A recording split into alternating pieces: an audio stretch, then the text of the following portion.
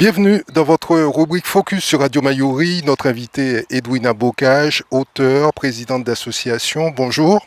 Bonjour Monsieur Plaisir, bonjour aux éditeurs de Radio Mayuri. Vous publiez La souffrance des femmes de mon pays, paru en 2020. C'est votre premier ouvrage? Oui, tout à fait. C'est mon premier ouvrage qui a été édité une première fois et que j'ai réédité en auto-édition aux éditions Cœur Solaire. Vous l'avez réédité parce qu'il était en rupture de stock?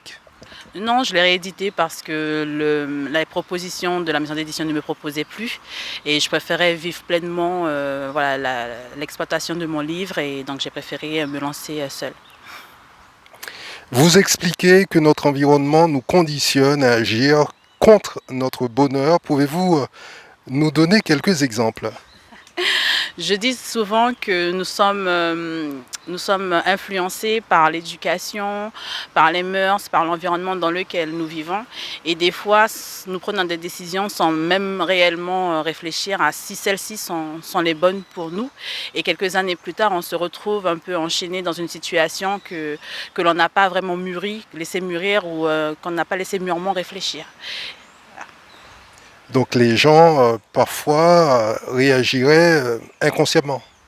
Oui, tout à fait. Je pense qu'on est conditionné par l'environnement, par l'inconscient biologique, l'inconscient culturel, l'inconscient familial.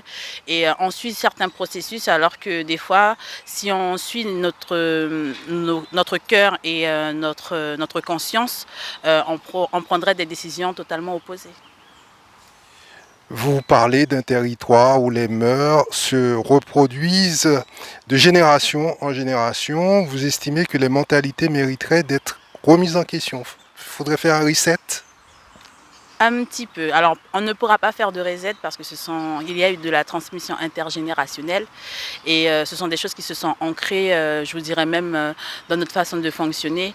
Il faudrait rééduquer afin de mieux retransmettre des valeurs plus sûres, plus vivables, plus louables pour les générations futures. Vous parlez également dans ce livre des souffrances liées à l'adultère, la somatisation des blessures émotionnelles qui empêchent de s'élever. C'est par rapport à votre vécu, votre propre expérience? Alors, il y a une part de vécu qui est très limitée, mais il y a une part de ce que j'ai perçu chez mes aînés très souvent. Des situations adultérines qui nous empêtrent dans une souffrance qui ensuite se perpétue dans le temps. Dont on n'arrive pas à ressortir parce qu'on est dans le désir d'aimer et d'avoir quelqu'un avec qui vivre et avec qui rester. Mais ces souffrances-là, elles se somatisent, hein, elles finissent par déclencher à long terme des maladies qui peuvent aller de quelque chose de bénin à quelque chose de beaucoup plus grave. Donc c'est une situation qui est acceptée et qui est admise quelque part. Est-ce qu'il est admis de vouloir désirer quelqu'un aussi profondément dans sa vie et d'accepter toutes ces attitudes qui nous font souffrir? J'ai du mal avec le mot acceptation parce que j'ai déjà entendu que les femmes acceptent, mais quand on a envie d'avoir quelqu'un, quand on désire être amoureux, quand on veut vivre pleinement, quand on veut se marier, est-ce que c'est de l'acceptation ou la peur ou la crainte de finir et de rester seul plus tard? C'est une grande question qu'il faut méditer. Mais elles ne sont pas obligées de l'accepter non plus. Ah non, elles ne sont pas obligées de l'accepter, mais quand vous dit dans les chiffres qu'en Guyane, c'est une femme pour... alors, un homme pour 5 femmes, ou quand vous dit c'est un homme pour 8 femmes, vous vous dites, bon, s'il est là une fois par semaine, c'est mieux que rien. J'ai vu ces situations-là aussi. Donc vous seriez en train de nous dire que cette situation bénéficie plutôt aux hommes qu'aux femmes? Je pense en quelque sorte. Alors vous dites que ce livre a uniquement pour but de faire évoluer les consciences. Est-ce que vous y parvenez? Je suis dans une génération, il faut la prise de conscience présente pour induire la prise de conscience future avec un changement d'éducation. Et bon, c'est une petite goutte dans l'océan, mais on y travaille, on y vient doucement, où aujourd'hui les femmes cherchent à s'épanouir largement par elles-mêmes, où elles se hissent vers le haut, elles sont de plus en plus indépendantes. Donc on y vient doucement, il faut plusieurs générations pour changer les mentalités. Je ne serai peut-être pas là pour voir la suite, mais au moins on y travaille aujourd'hui. C'est l'essentiel. Un ouvrage d'ailleurs que vous avez destiné particulièrement aux femmes. Pourquoi? C'est un regain féministe qui vous a amené à posséder ainsi? Non, pas du tout. C'est lorsque j'ai commencé ma formation de sophrologue, j'ai reconnu en fait les conséquences de la souffrance sur le corps, le déclenchement des maladies, des somatisations. Et justement, lors de mes différentes conférences, j'explique que oui, vous acceptez des situations de façon consciente ou inconsciente, mais il faut savoir que le corps parle et le corps dit tout. Alors la situation est telle qu'elle, oui, je me dis que ça va aller, mais demain, peut-être que mon corps me dira autre chose, qu'il dira différemment. Et puis durant la formation, j'ai reconnu des mots, des maladies, des somatisations sur les personnes de mon environnement. Et ça a été une réelle révélation pour moi. Et c'est pour ça que j'ai commencé les conférences. Tout d'abord étaient axées sur les femmes. Et puis j'ai découvert que oui, les hommes pouvaient souffrir. Et donc j'ouvre de plus en plus mes conférences. Voilà, c'est ouvert à tous aujourd'hui. Et si ces modes de vie étaient liés à la culture? La polygamie en Afrique, dans certains pays, n'est pas remise en cause. Au contraire, c'est un marqueur culturel. Marqueur culturel peut-être, mais si c'était un marqueur culturel, je pense qu'il ne ferait pas souffrir autant de monde. Lorsque c'est inscrit, c'est noté, c'est ancré, on vit avec, on sait que ça existe, on accepte. Et, et aujourd'hui, on est dans un état totalement différent. Ça, si ça fonctionnait autant que ça, il n'y aurait pas des émissions justement sur la polygamie pour montrer qu'est-ce que les femmes vivent dans cette polygamie. Et la polygamie, elle est très, très structurée aussi. Voilà. Donc vous prenez plutôt le mode de vie judéo-chrétien? Oui, totalement, parce que vous savez, savoir se diviser et faire plaisir à plusieurs personnes, c'est difficile déjà dans un même foyer. Élever ses enfants avec la même affectivité, c'est déjà difficile dans le même foyer. Dans le même foyer, même père, même mère, même fratrie, vous avez déjà des jalousies. Donc il ne faut pas croire, hein, l'adultère et la polygamie amènent des choses qui font mal. Hein. Qui font mal, mais certains ferment les yeux et puis on grandit comme ça, on a des amertumes et ces amertumes, on les somatise. Donc aujourd'hui, on y travaille pour pouvoir éveiller les consciences et puis prendre des décisions qui sont plus en accord avec ses valeurs et pour pouvoir aussi se reconstruire et puis avancer dans sa vie. Et quelle lecture faites-vous de l'échangisme, par exemple, qui est pratiqué en Occident et très peu pratiqué chez nous? Chacun fait ce qu'il veut. Hein. Ça ne sera pas... Est-ce que la polygamie ou l'adultère est plus grave que l'échangisme, par exemple? Dans l'échangisme, je me dis que chacun accepte, chacun veut, chacun va. Dans l'adultère, il y a une part de mensonge. L'autre n'est pas au courant. Et le mensonge, ça fait mal. C'est comme une entité que vous placez dans votre foyer, vous cachez votre téléphone, vous montez sur là où vous vous déplacez. Financièrement, avoir deux femmes différentes, il faut savoir aussi suivre hein, l'essence, les bijoux, les cadeaux. Donc voilà, dans l'adultère, il y a le mensonge. Dans l'échangisme, il n'y a pas de mensonge. C'est là la différence, même si je ne cautionne pas forcément. Voilà. Vous voulez, Edwina Bocage, à travers cet ouvrage, que les femmes prennent conscience de leur existence, de leur importance et de leur valeur. Oui, tout à fait. Parce que je pense aussi que si on accepte des situations qui nous amènent à des états où on n'est pas bien, où on est en souffrance, c'est parce qu'il y a une part de nous qui n'est pas suffisamment construite. Il y a une part de nous qui est encore blessée. Je prends le livre de Lise Bourbeau, Les 5 blessures qui empêchent d'être soi-même. Plus je pousse mon analyse, plus je pousse dans ma philosophie, je pense qu'en Guyane, on les a toutes les 5 blessures. Pas vécues, pas perçues en même temps et au même âge, mais on les a toutes. Et donc d'abord guérir ces blessures afin d'ouvrir justement ses sens à faire les bons choix plus tard.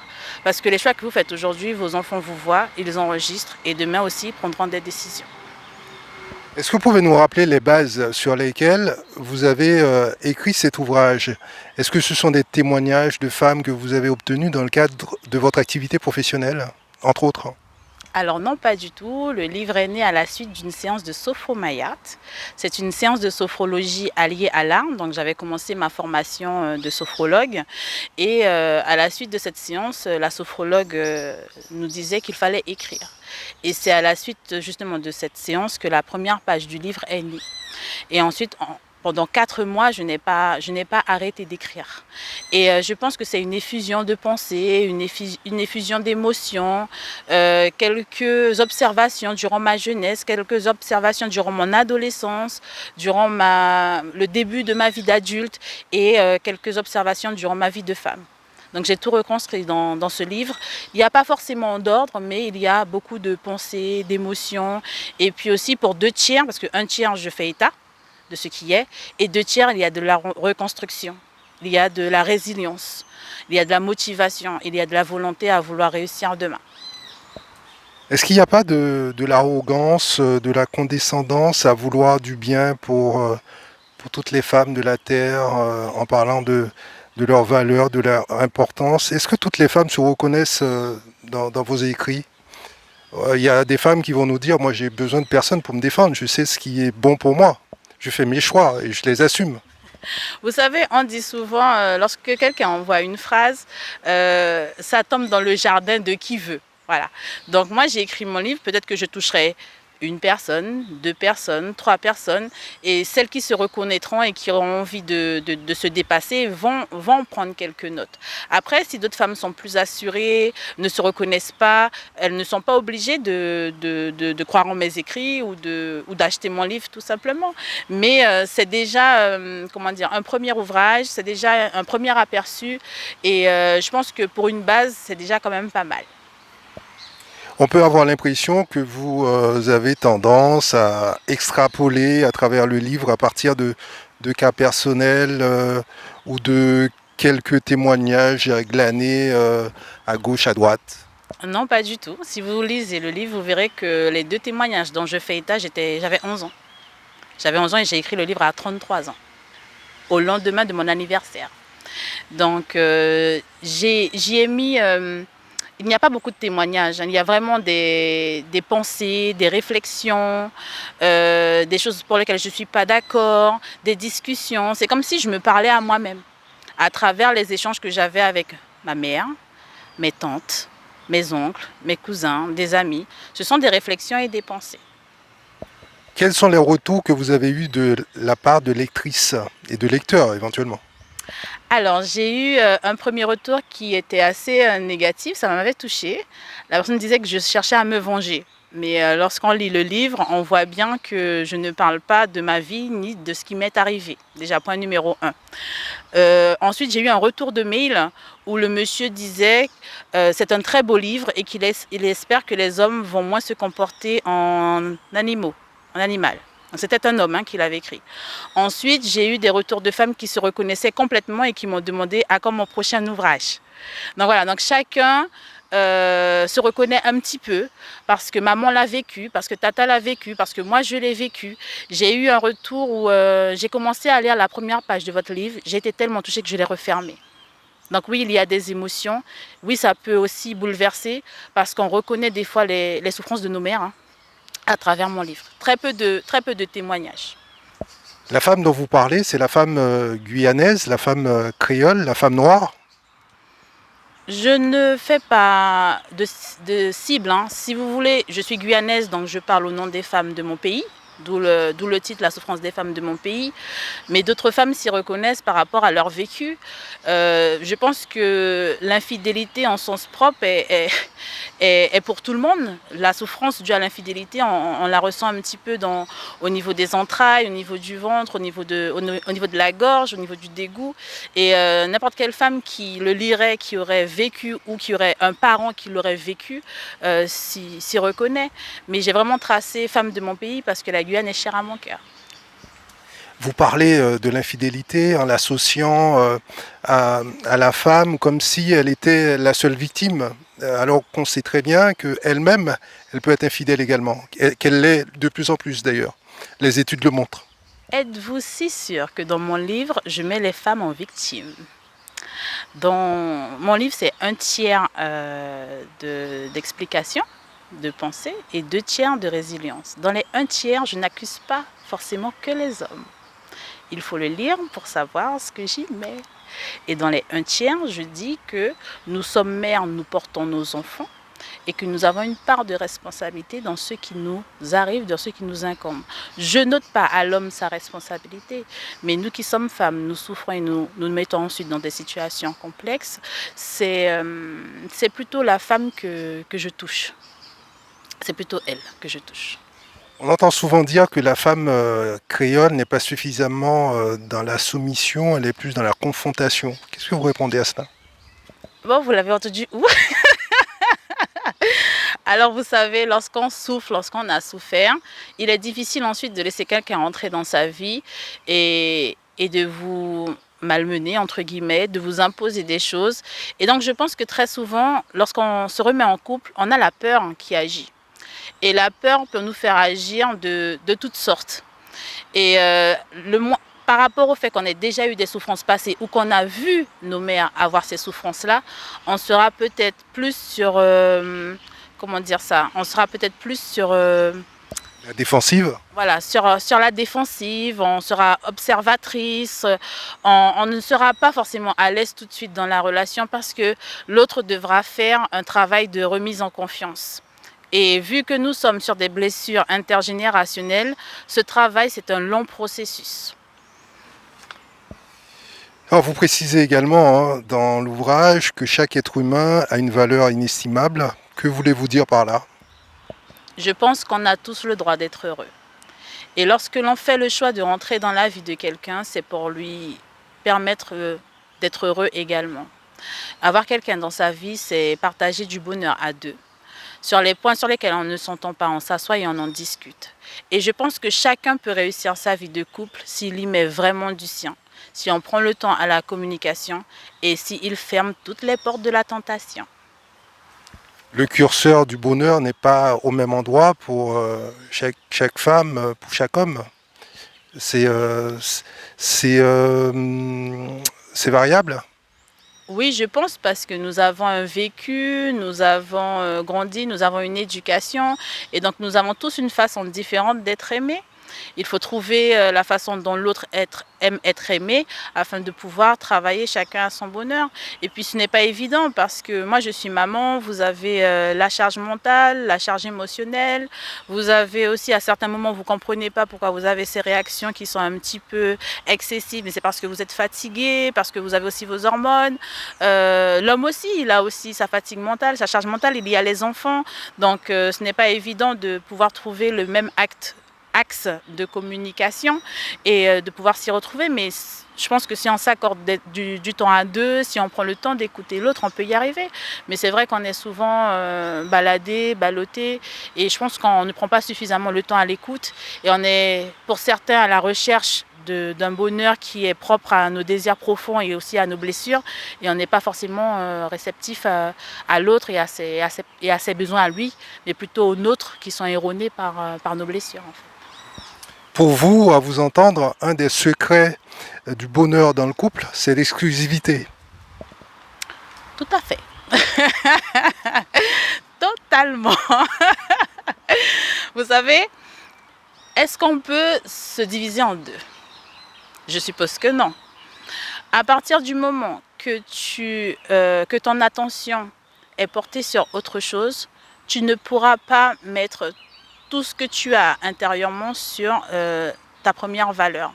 Ça veut dire que si demain tu laisses une autre personne rentrer dans ta vie alors que tu es en couple, ça sera difficile justement d'être attentif à l'autre. Et puis le fait aussi de chercher des astuces pour pouvoir combler l'autre va faire que la personne va être délaissée. On sera moins enclin à préparer le prochain voyage. On va disperser en fait l'énergie du foyer pour pouvoir justement placer son énergie ailleurs. Et on le ressent. On le ressent. Il y en a peut-être qui y arrivent très bien. Vous dites également que le chemin à parcourir pour être soi est long, mais à l'arrivée, on y gagne. Vous pouvez vous expliquer? Pour devenir pleinement soi-même, il faut prendre conscience qu'on existe, qu'on a de la valeur, et puis vouloir aussi chercher à être bien avec soi-même. Et au fur et à mesure de la recherche de soi, hein, de son bonheur, qu'est-ce qui me plaît, qu'est-ce que j'aime, quelle est ma couleur préférée, quel est mon plat préféré, où j'aimerais voyager, comment faire pour voyager, on y gagne aussi une certaine paix à l'intérieur. Et c'est cette paix qui est agréable. C'est cette paix qui nous permet aussi lorsqu'on est un petit peu fracturé par l'environnement, par ce que la vie nous propose, hein, vous savez, la fatigue, les décès, les problèmes financiers, on arrive justement à se recentrer sur soi pour revenir à cet état de paix. Et justement, le fait d'apprendre à se connaître permet de revenir plus rapidement à cet état de paix. Vous souhaitez que nos choix ne soient plus dictés par notre inconscient, mais par notre conscience, en harmonie avec nos émotions. Tout un programme. Hein. Le cheminement est long, hein. Vous savez, alors j'évoque lors de mes conférences une étude qui a été faite au Brésil, hein, sur 370 femmes. Ils ont étudié le gène responsable de la circulation sanguine. Et en fonction du milieu où l'enfant ou la jeune maman vivait, le gène subissait des altérations. Donc ça veut dire qu'on porte déjà certains stigmates, entre guillemets, de nos aïeuls. Et ensuite, nous-mêmes, par notre vécu, on se crée des blessures. Et donc forcément, il y a un long cheminement pour pouvoir apprendre à se connaître, savoir d'où je viens, pourquoi je réagis d'une certaine manière. Voilà, il y a un long processus.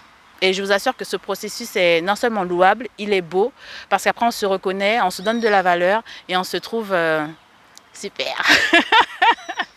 Le prochain ouvrage va porter sur quelle thématique? Là, je ne vais pas le dire tout de suite, il est normalement censé sortir en septembre, octobre. Quelque chose qui n'a rien à voir, qui vient vraiment de moi, de mon moi d'aujourd'hui et qui me rend fière encore. Vous ne faites pas qu'écrire, vous donnez également des conférences, notamment sur les effets du stress sur le corps. Vous avez déjà donné 5 conférences dans plusieurs communes de Guyane. Quel est le message que vous cherchez à faire passer? Je cherche à faire passer comme message que les émotions négatives agissent sur le corps. Il y a des émotions que l'on reconnaît. Oui, je me suis mis en colère, oui, j'étais fâchée, oui, j'étais énervée. Ça ne reste pas que dans le ressenti, mais il faut dire aussi que ça résonne à travers les cellules du corps. Et c'est cette résonance qui peut créer après des maladies. Voilà, allant de quelque chose de banal, comme je disais, à quelque chose de beaucoup plus grave qu'on a du mal à soigner. Donc il est important de prendre soin de soi, de chercher les aliments qui pourraient nous aider à épurer le corps, savoir redescendre dans les émotions quand on sait que la colère augmente le risque d'AVC par 5. Donc c'est tout ce que j'apporte lors de mes conférences, vraiment pour induire la prise de conscience et aussi faire de la prévention. Tous ces conseils, vous arrivez à vous les appliquer à vous? Cordonnier mal chaussé? Pas du tout. Alors, si vous voulez, lorsque je vois vraiment que la charge mentale, la fatigue mentale est présente, il m'arrive de faire des cures de vitamines. À un moment donné, on coupe un peu le téléphone, on s'arrête un petit peu et puis un peu de yoga, un peu de sophro, puisque je suis sophrologue, donc je me fais à moi-même des séances de sophro. Et puis on redescend un petit peu dans tout ce qui est charge, contrariété. Et puis surtout, moi, c'est la fatigue parce que je travaille, j'ai plusieurs casquettes. Et voilà, on redescend pour laisser le corps se poser un petit peu. Vous êtes également présidente d'une association de jeunes créée en 2022. Quels sont les objets de cette association? Alors, c'est une association où nous faisons appel à des jeunes lycéens qui dispensent des cours et font l'aide aux devoirs à des enfants du primaire et des enfants du collège. Durant ce temps, le jeune, nous participons à son épanouissement et nous voulons aussi les encadrer sur le plan du projet professionnel. Donc, nous avons 2 ans cette année. C'est une transmission intergénérationnelle que vous cherchez à établir. Oui, tout à fait, parce que je me suis rendu compte que, alors pour ma part, hein, c'est ma grande sœur qui m'aidait lors de mes devoirs, surtout lorsque je suis arrivée en troisième, et c'est elle qui m'a permis qui m'a aidé à avoir mon brevet des collèges. Et je me suis dit que justement la transmission est plus fluide, plus facile lorsque les explications viennent d'un frère aîné ou d'une grande sœur, d'où justement permettre aux lycéens de transmettre et d'aider le plus petit à comprendre ces leçons. Et puis nous aussi, on les aide à leur épanouissement, on leur inculque certaines valeurs, on leur permet aussi on refait avec eux les CV, on cherche à les aider à grandir. Voilà. En termes de parcours, pour terminer, je crois que vous avez obtenu un master. Oui, j'ai un master en chimie des combustions et des risques environnementaux. Rien à voir avec ce que vous faites aujourd'hui sur le plan professionnel? Ah si, quand même un petit peu. Je suis professeure de mathématiques et de sciences. Et puis, écoutez, je fais un peu de prévention sur l'environnement, voilà. Edwina Bocage, merci. Merci à vous, Monsieur Plaisir, et puis merci aux auditeurs de Radio Mayuri.